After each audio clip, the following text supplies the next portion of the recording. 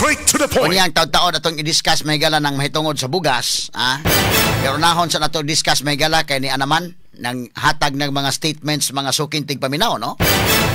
Ang akong kulom karong buntaga mahigala na sa pamantalaang The Freeman, nigawas na mga kagalaan ang kinini ang naa sa atong hard copy na no? Diha, no? Ang title, Gwen Suspended Again.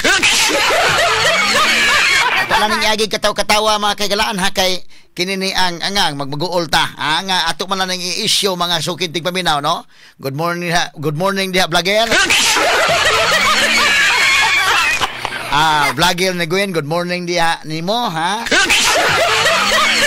Ato lang ning agi katawa god, no? Kay kinini ang matawag na to mga higala nga personalan man kana imong attack ako diri ko sa kwan kanang punto por punto lang ha. Kay kining atong tingog og maoy personalon mga higala dili naman kana issue kay giangkon ta naman na daan mga kagalaan. Mo na nga mamili ta, importante ka mautang mo lugar. Mao ra gyud importante. Ilisod man kay moro na imong tingog niya na ay mga kuan mo kanta gyud ka. Ayo lang, no? So na mga activities di lang ka kay wa man tay ka pasigarbos tingog pero og kanang kita-kita lang Munang kami mag-outing kami cameras DYHP, di lang po nimo ang kuno ng microphone tanan kung mag-video kay. Puli-puli lang ka ginagmay ha. Puli-puli nga usa ka kanta duha na okay na. Pero nahimuot ko inday kin mas kini akong tingog more or less man mas grabe-grabe itong tingog ni Russell Puliosos dahil.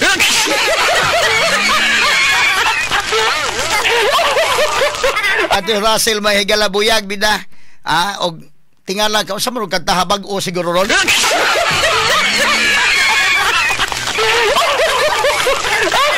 Hindi mo paminaw pa yung wordings kain ka nga uy, giusap ba niyang tono? Pero kamaoras sa itong lugar katos Russell, kamo itong lugar manganta na mga kauban na mo kanta, hindi isa kanta pag-abot na nga alas 12 gabi na day ka wa na nangantalain siya may mo kuha sa microphone. Buntagay itong kanta Russell oy. Ato lang iagi katawa makailan importante lang nga kamaortang mo lugar sa atong kaugalingon ha. Unya kini ang daghan-daghan man ding naminaw nato prebuyag ang uban magpa-mention ang uban dili no. Good morning attorney si Palay diha. I-text na ko si attorney si Palay nga ako ra ba pod putot ra basag ko da. Kay iya man gisaway mahigalan ni mga putot akong gitan-tanaw kung kaugalingon magtupong mimboy kim o ma or man tupong kami dos DYHP murag hapit mi tanan gatupong-tupong rami dire.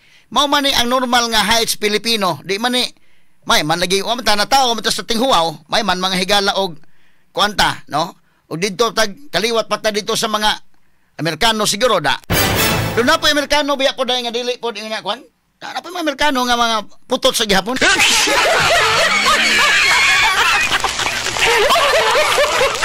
Kini is Idol Clint pagtupong mga Idol Clint murag tanaw na ko taas pa maganda siguro ko gamay. Inyon sa attorney si Palay nagtupong mi sa kinini ang estatwa ni Rizal mura basta taas pa ko gamay. Kay kadto nga atong national hero may Dr. Jose Rizal di mo man toy gitason. Dito bitakos balay ni Rizal mahigala dito sa Calamba Laguna. Naman sa iyang kuan dito tan-tanaw ko di man sa ingon nga.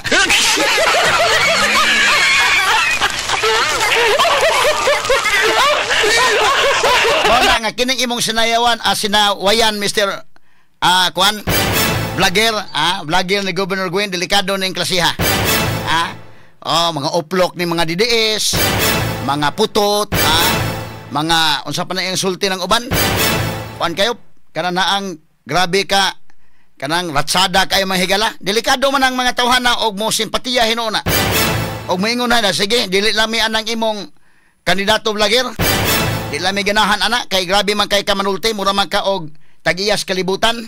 Straight to the point. Nya gusto pa niya mahigala iya pang gi-question akong pagkaabogado. Nya gusto niya ang pangutanon asa ang akong hearing. Di ko musulti. Naanad na gyud ko ana. Mawa gani ko ris kahanginan either na ko'y hearing or na ko'y lakaw pero di ko musulti asa. Part of security kana. Bisa asa ko man to. Pwede nighuman ako adto. Musisgot ko nga gahapon dito ko sa kuan ana, pero moingon ko moadto ko karon dili kay gibriefing na mi ana sa una pa. Mabitaw to kong kauban sa Bobby Nalsaro day. Sa bumbo kanito. Kami ako naman may mga security escort sa una. Apil na sa among kuansad. Ito hinungdan dito sa Bobby sa una nga na sumbagan to dito sa kuan. Dito sa may Lapu-Lapu man to dapita mahigala. Kaya niingon mo sa mo ana ako. Sus, pag-abot ito giatangan. Straight to the point. Muna nga kami, ayaw ko patug-ana nga asa akong hearing. Basta importante lang nga, lakaw ko, doon ako importanteng lakaw. Oh? Hindi guman akong lakaw, pwede ko muhisgot-isgot nga dito ko sa kuhan, ana. Bisag asa ko mo lakaw-lakaw, nga nung interesado man ka mo mahibaw asa akong hearing, asa akong lakaw, uy. Straight to the point. Muna ko yung secret.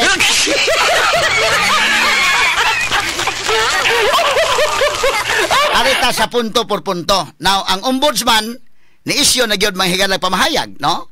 Unya ang as mismo gani is Pablo Jan Garcia. Kining kang Pablo Jan baya nga pamahayag mahigala nay punto ni. Ha? Nay punto man akong gi-explain makigalan katugong kang Governor Gwen nga iyang statement makigalan wa man gud to mahigala tiwasa ang tibok balaod. Ako na nag-explicar gahapon ha. Giputol. Ha? So kung imong basahon balik gyud ka dito. Tanawon nimo ang tibok provision ngano man ni. Kay nagsulti mahigala mo na nga dili pwede ko no mahigala masuspenso ani ining election period. Dili pwede masuspenso mo ni mauna. Na may exception. Ha? Na may exception kung kana kamanduan sa ombudsman may labot sa Anti-Graft and Corrupt Practices Act. Oh. Yang sulti mahigala mo ni muna. Nakaroon ni sulti ng ombudsman, ni klaro ng ombudsman. Nya ni klaro na pod mga higala ang tanawar ko tong pamahayag ni Pablo Jandong flash ko no gamay dito dong sa screen. Atong basahon na kanang ibutang igilo ng iyang advice. Ha? Manang niingon ko with due respect sa iyang legal team kay sa press con mga higala 5 man to kabuk iyang abogado sa press conference. O nya gawas ng 5 daghan pa ng mga researchers diha, no? Manang ko with due respect kay ato man respetaran unsa ilang mga opinion asa man tong kuan katong kang Pablo Jan Garcia. Kani mismo, kini oh, kana. Atong butangan og kuan, gi-highlight na to ha. Ingon sa ay, ngano man yung basahon ng balaod. Klaro mo guna.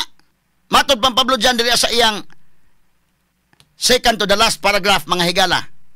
My hope and my unsolicited advice is that she comply with the ombudsman's order, reserving all legal arguments and remedies for future pleadings and actions in courts. Straight to the point. Nitambag si Pablo Jan Garcia.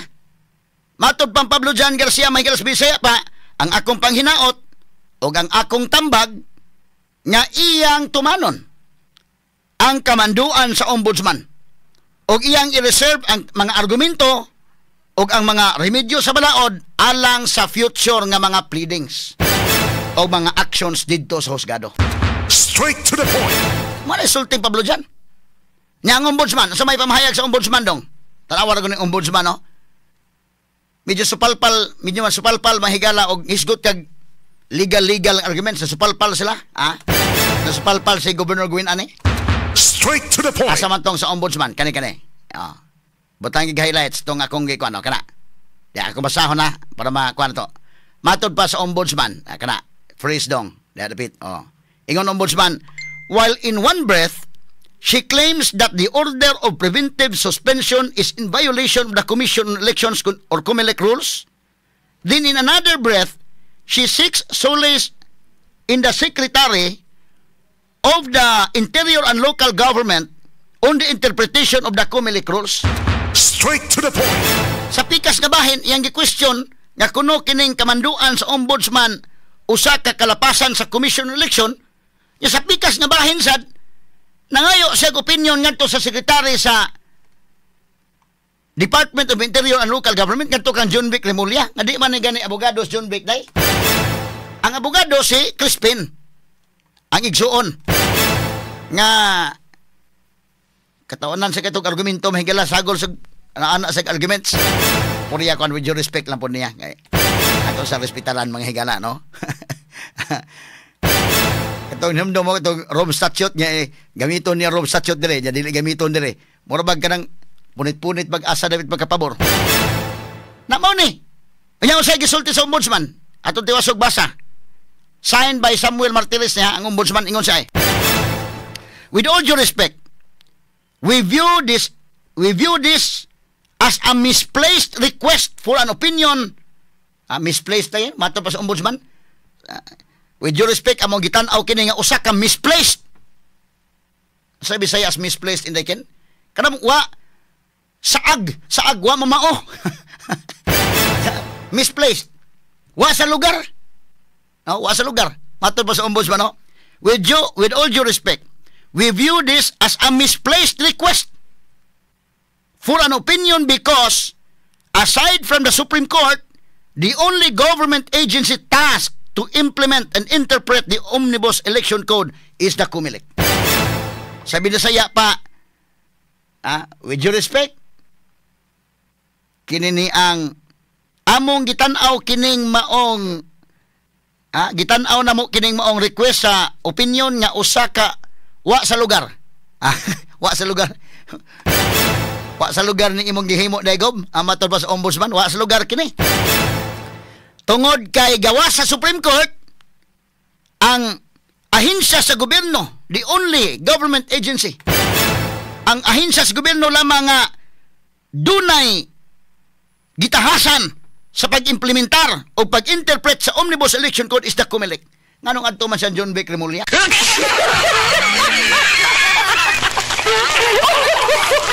Nga astay nga igsoon, nitambag niya nga kanana ang akong tambag nimo naog kadiya. Follow sa ombudsman. Follow. Kamo na kong giingon, kada bang bantayan mayo ha? Primero ninyo pagawas mahigalap nga opinion. Primero tanawa ko to statement ni Gwen. Ingon nga, dili pwede makasuspenso ang ombudsman kay niya naman sa election period. Kay mingon mang balaod mang higala aman to dong. Tanawa ko no dong. Kon kana. Baglisi ng number 3. Number 3. Para ma-emphasize na to. Nawa? Kana. Sige. Sige ingon. The suspension is illegal as it violates Section 261, Paragraph X of the Omnibus Election Code, which explicitly states that any public official who suspends any elective provincial, city, municipal, or barangay officer without prior approval of the commission shall be guilty of an election offense. Magkabasa ka namin yun, tatanawa. Sayop na itong, sayop na ang ombudsman. Kay kinahanglan dyan yung mga yoga opinion, mga yoga prior approval sa komisyon. Ang iyang gikot nga balaod, akong sundan. Mana kong iyon ninyo, ayaw na dyan layo. Atong i-dissect, unsay pasabot ang balaura. Ayaw nang iyang gikot, kay iyan naman ang paraphrase o niya, giputol man ni mga kaigalaan, ha?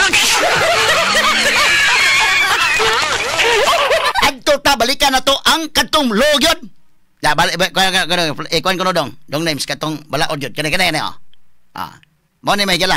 Mo ni ang Omnibus Election Code, Section 261, Paragraph X. Kaning kumplito yun. Ito di man to kumplito, giputol, wala na i-appeal ang unless. Kanang portion nga unless, wala pila. Unsa may giingon mga kaigalaan, ipaduol pa gyudong. Bahala di ko makita kung naong dong. Ay lang kay ipakita kung naong kay kinanyang okay man no? Damay hinawayon mga higala, pero ako lang tuuhan akong papa na lang. Ingon ako papa nga gwapo ko since birth.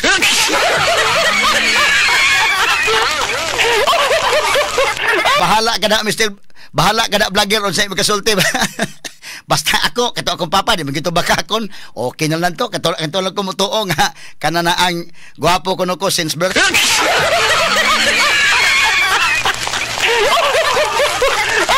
Pero artas man punto gino.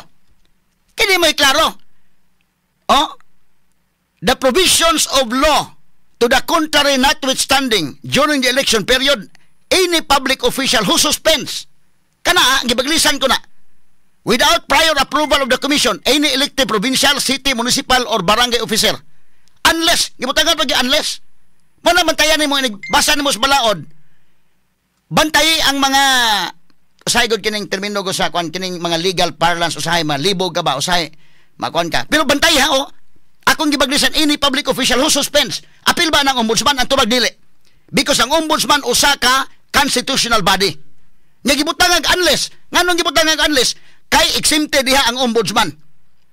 No, unless said suspension will be for purposes of applying the Anti-Graft and Corrupt Practices Act in relation to the suspension and removal of elected officials, in which case the provision of this section shall be inapplicable.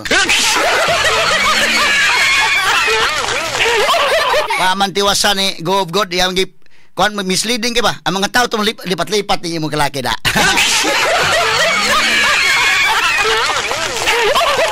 Mahilig lipat-lipat. Ayaw, anak. Magbasag balaod, tiwasa yun, tiwasa.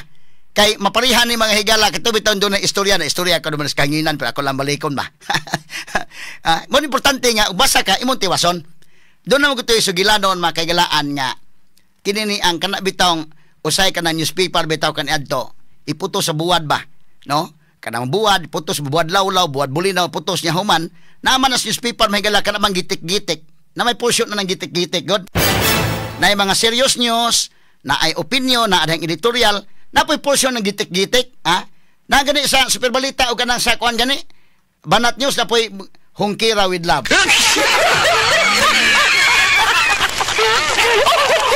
Naman na, sus katong maong gitik-gitik man to nga portion, na ay nakabutang dito, nibasa in taon tong usa ka tiguang, na gibutang dito, ang aksido makaayo sa mata.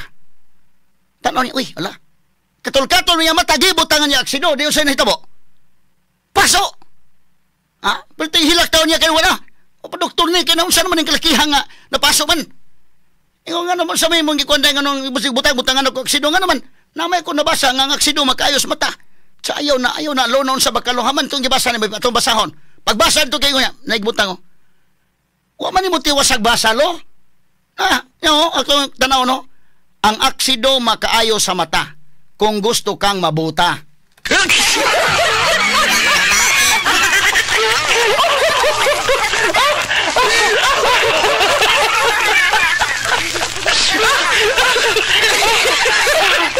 Ato lang niyagi joke-joke bitaw mga higala mo na inigbasa ni mo tiwas-tiwas sada. Kining gangguin giputol. Watiwas ang unless.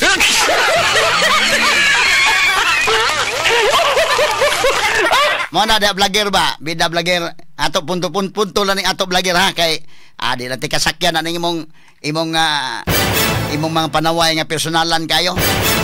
Tiwasa naibutang unless. Nga naman, ang kamanduan sa ombudsman mga higala may labot sa graft cases, way labot anang maong artikol. Muna nga klaro-klaro lang muna gob, may isuon mismo ni tambag naman na. Butang-butang pamalandungig maayo be kay lisod kaay ning kalakiha nga mapakita kasi mong kahawd sa man wa na gitay sundon nga balaod ani gob. Komentaryo na walang sinisino-sino. Attorney Rufiel Fernandez Banyo sa Straight to the Point. Komentarista na walang kinatatakutan sa ngalan ng katotohanan. Attorney Rufiel Fernandez Banyo sa Straight to the Point. Number 1!